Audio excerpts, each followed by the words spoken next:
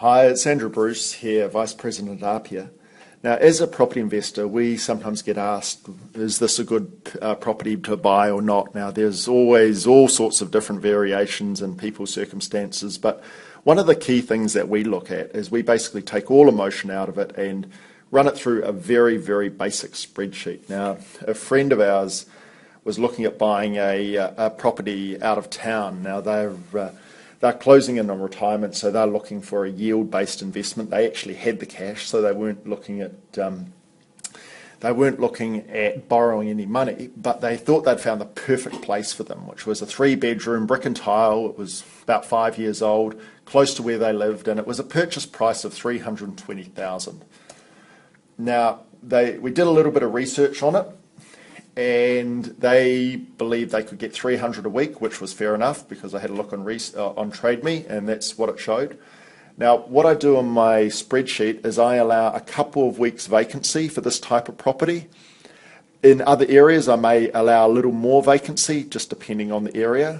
I've also allowed 7.5% property management fees, and that also includes the 15% GST on top.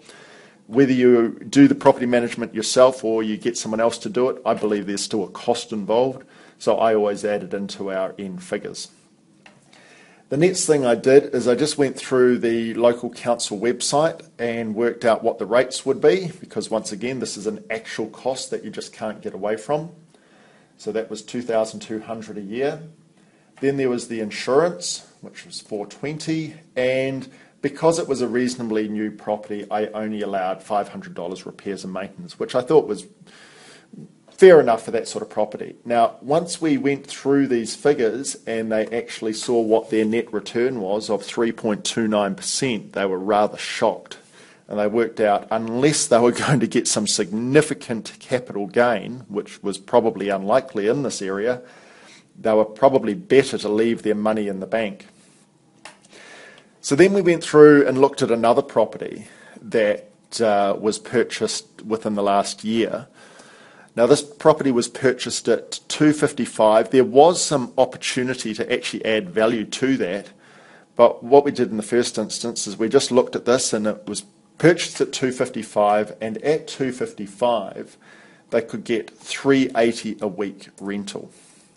Once again, we allow a bit of vacancy in there and property management. You can change those figures however you want, but those are the 2 weeks and the 7.5% that I've used. The rates for this property was $1,315. Insurance was $400 a week. And then repairs and maintenance I allowed slightly higher because it was an older property, and that was $1,000 a week. So all of a sudden, what we've got is we've got a return of 5.72%. Now, the kicker with this property is that there was an opportunity to add some extra value to it. So for an extra $20,000, you could actually get a rental of $475 a week. So once again, going through our rates and insurance figure, which basically don't change at all, and I've allowed repairs and maintenance still at $1,000 even though the property has been done up. All of a sudden now we've got a return of 6.87%.